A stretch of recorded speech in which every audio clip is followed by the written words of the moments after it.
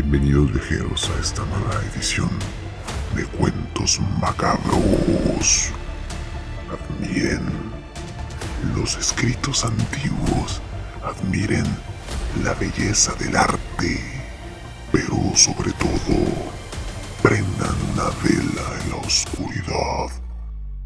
Escuchen, pues están a punto de presenciar El Miserere de Gustavo Adolfo Bécquer. Hace algunos meses que, visitando la célebre abadía de Fitero y ocupándome en revolver algunos volúmenes en su abandonada biblioteca, descubrí en uno de sus rincones 2 o 3 cuadernos de música bastante antiguos, cubiertos de polvo y hasta comenzados a roer por los ratones. Era un miserere. Yo no sé la música, pero tengo tanta afición que, aún sin entenderla, suelo coger a veces las partituras de una ópera y me paso las horas muertas hojeando sus páginas, mirando los grupos de notas más o menos apiñadas, las rayas, los semicírculos, los triángulos y las especies de etcéteras que llaman llaves, y todo esto sin comprender una jota ni sacar maldito el provecho. Consecuente con mi manía, repasé los cuadernos y lo primero que me llamó la atención fue que, aunque la última página había esta palabra latina, tan vulgar en todas las obras, finis, la verdad era que el miserere no estaba terminado, porque la música no alcanzaba sino hasta el 10º versículo. Esto fue sin duda lo que me llamó la atención primeramente, pero luego que me fijé un poco en las hojas de música, me chocó más aún el observar que en vez de esas palabras italianas que ponen en todas como maestoso, allegro, ritardando, pio vivo, a piacere, había unos renglones escritos con letra muy menuda y en alemán, de las cuales algunos servían para advertir cosas tan difíciles de hacer como esto. Crujen los huesos, y de sus médulas han de parecer que salen los alaridos.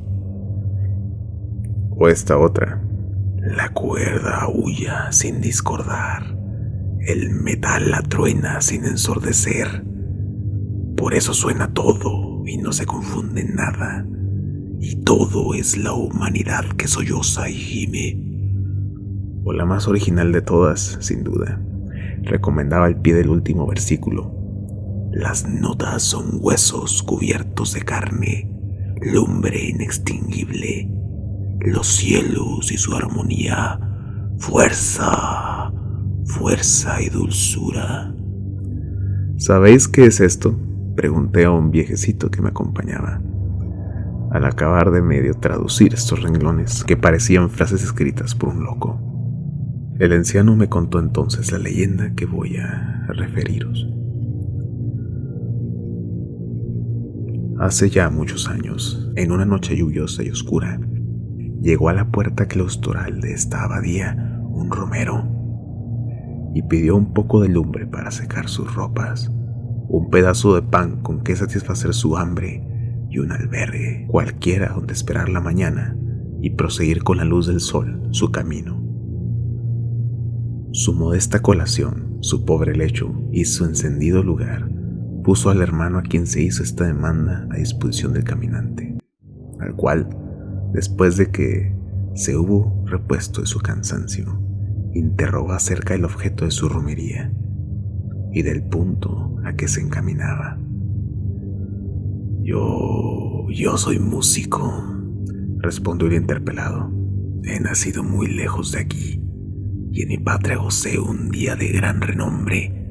En mi juventud hice de mi arte un arma poderosa de seducción y encendí con él pasiones que me arrastraron a un crimen. En mi vejez quiero convertir al bien las facultades que he empleado para el mal, redimiéndome por donde mismo pude condenarme.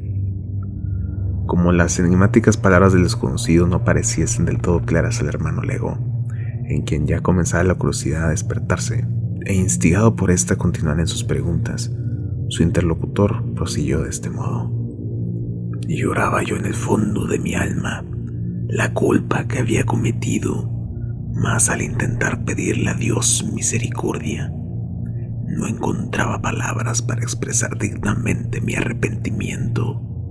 Cuando un día se fijaron mis ojos por casualidad sobre un libro santo, abrí aquel libro y en una de sus páginas encontré un gigante grito de contrición verdadera, un salmo de David, el que comienza Miserere mei Deus.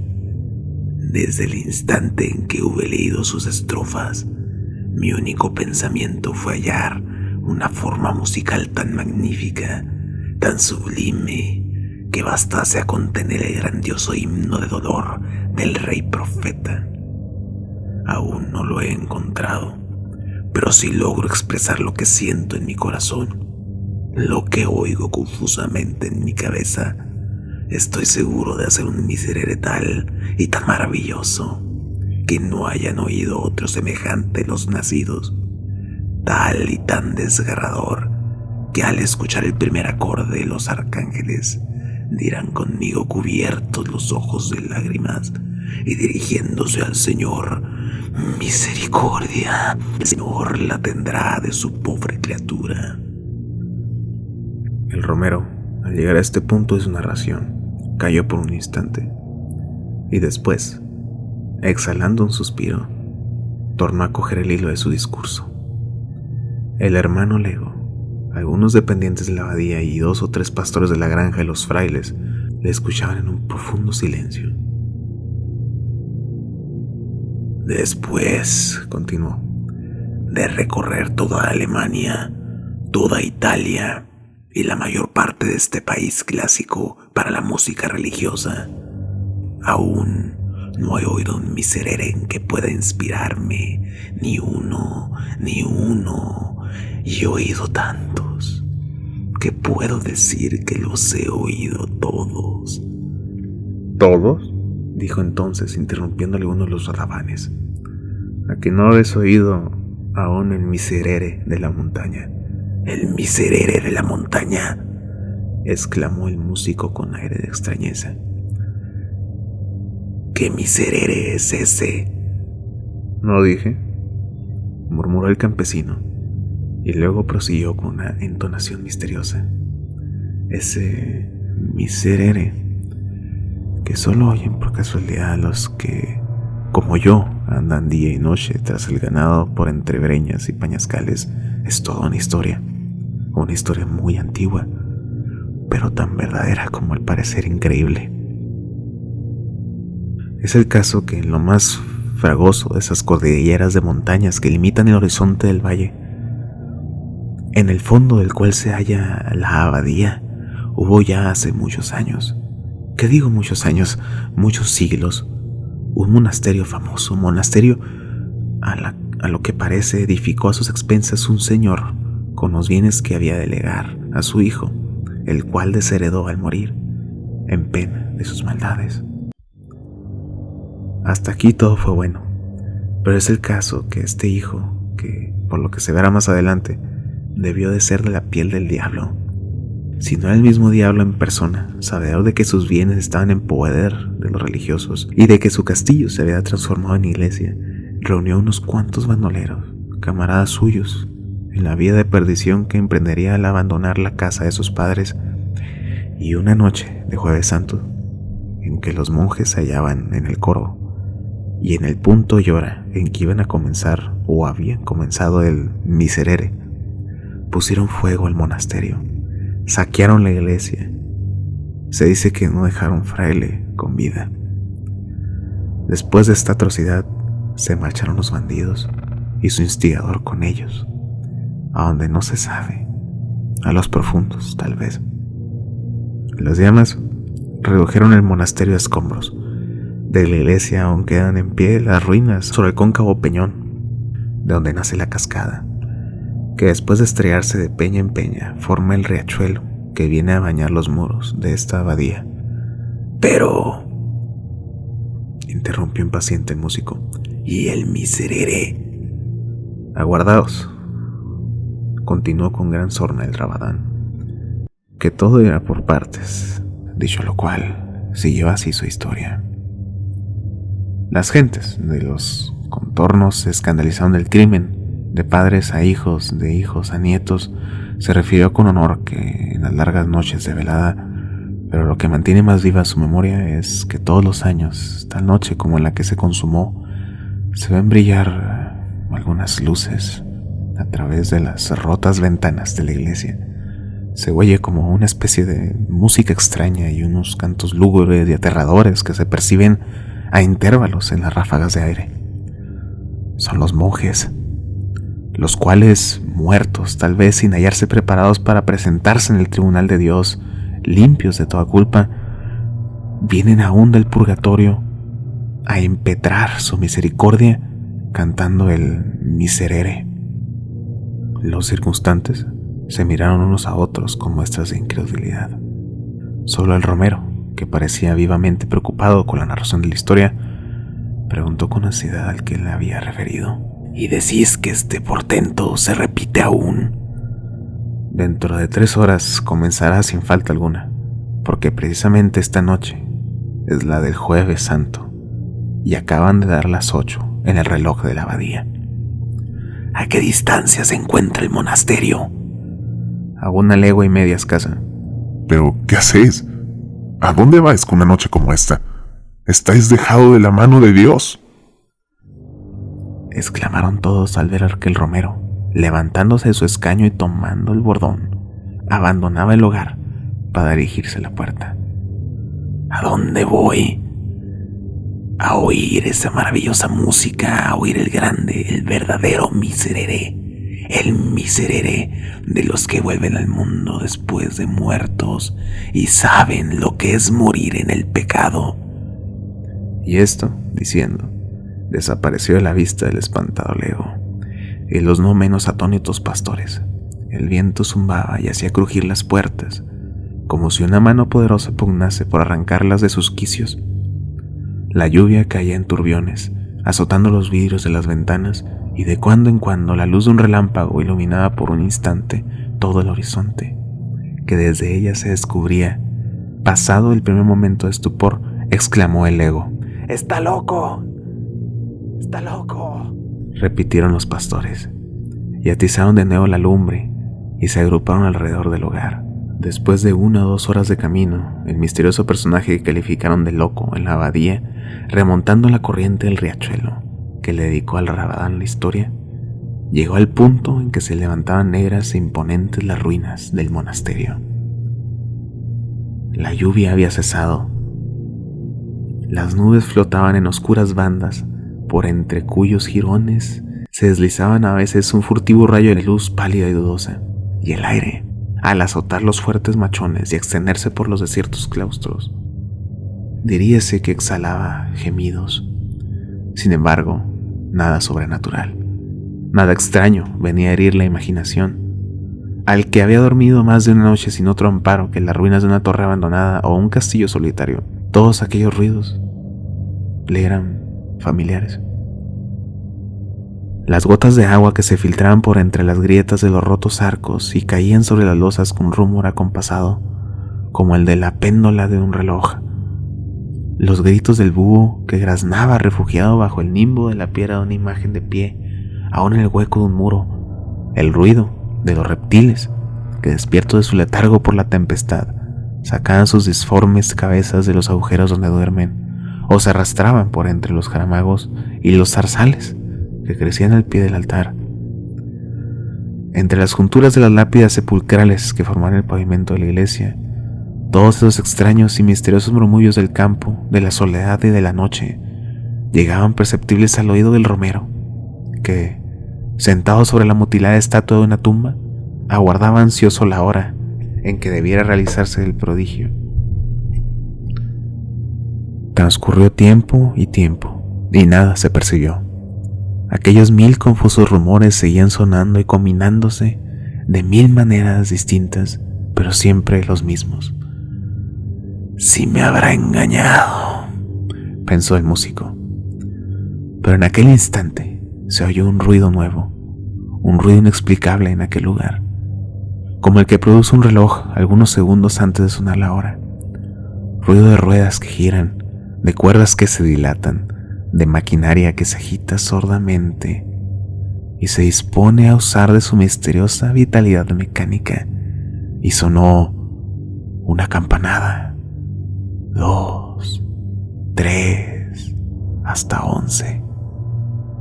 En el derruido templo no había campana, ni reloj, ni torre, ya siquiera.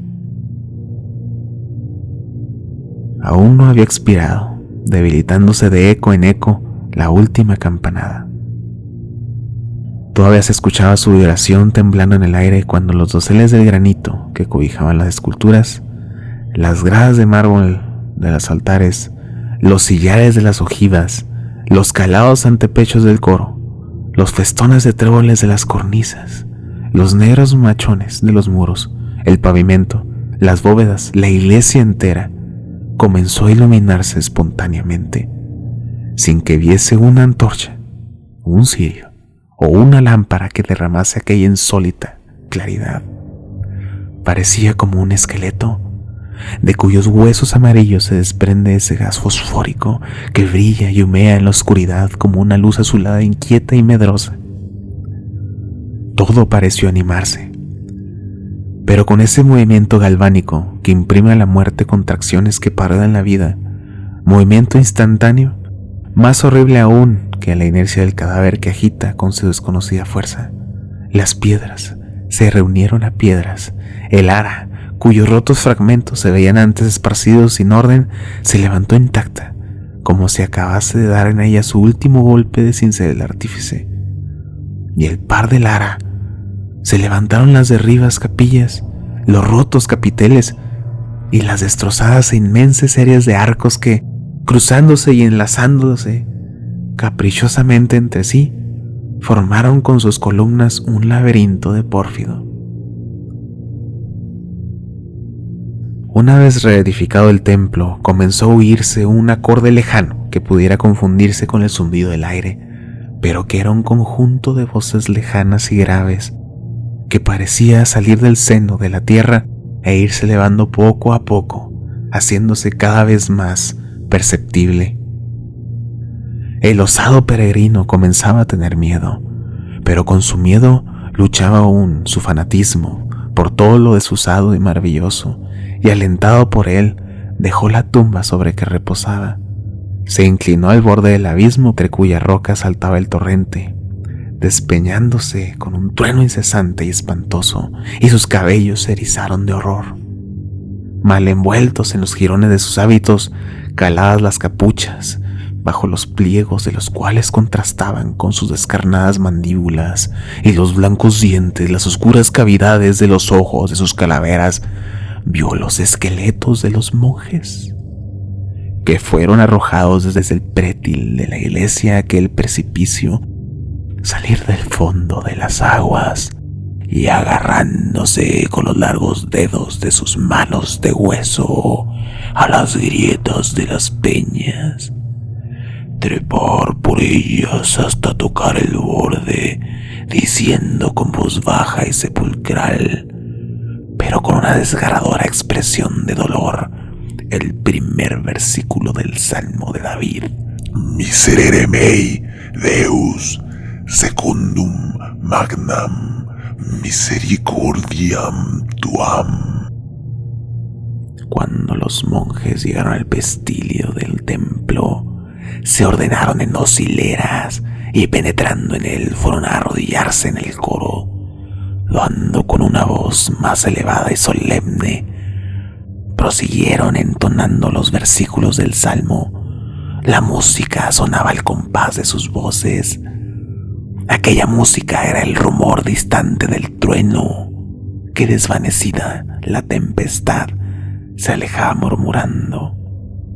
Era el zumbido del aire que gemía en la concavidad del monte. Era el monótono ruido de la cascada que caía sobre las rocas, y la gota de agua que se filtraba, y el grito del búho escondido, y el roce de los reptiles inquietos.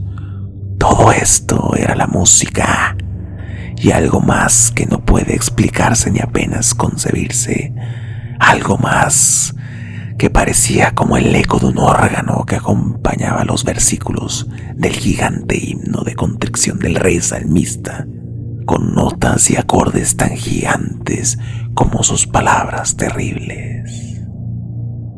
Siguió la ceremonia. El músico que la presenciaba, absorto y aterrado, creía estar fuera del mundo real. Vivió en esa región fantástica del sueño en que en todas las cosas se revisten de formas extrañas y fenomenales. Un sacudimiento terrible vino a sacarle de aquel estupor que embargaba todas las facultades de su espíritu. Sus nervios saltaron al impulso de una emoción fortísima, sus dientes chocaron, agitándose con un temblor imposible de reprimir, y el frío penetrar hasta la médula de los huesos.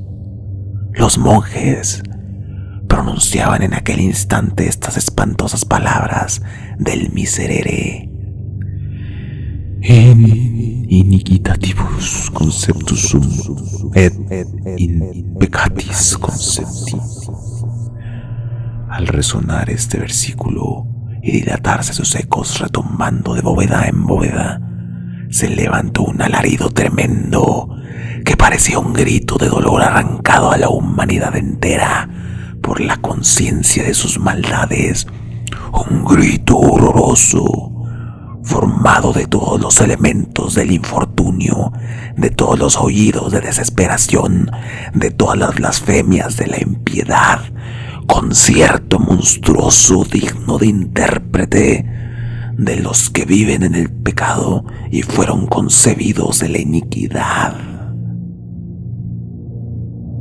Prosiguió el canto, ora tristísimo y profundo, ora semejante a un rayo de sol que rompe la nube oscura de una tempestad, haciendo suceder un relámpago de terror, otro relámpago de júbilo, hasta que merced a una transformación súbita, la iglesia resplandeció bañada en luz celeste. Las osamentas de los monjes se vistieron de sus carnes, se rompió la cúpula y a través de ella se vio el cielo como un océano de lumbre abierto a la mirada de los justos. Los serafines, los arcángeles, los ángeles y las jerarquías acompañaban con un himno de gloria este versículo, que subía entonces al trono del Señor como una tromba armónica, como una gigantesca espiral de sonoro incienso.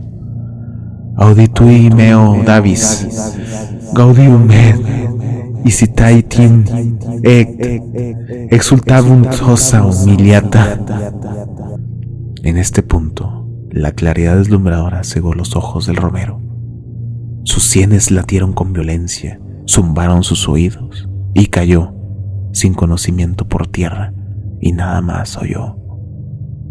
Al día siguiente, los pacíficos monjes de la abadía del Fitero, a quienes el hermano Lego había dado cuenta de la extraña visita de la noche anterior, vieron entrar por sus puertas, pálido y como fuera de sí, al desconocido romero.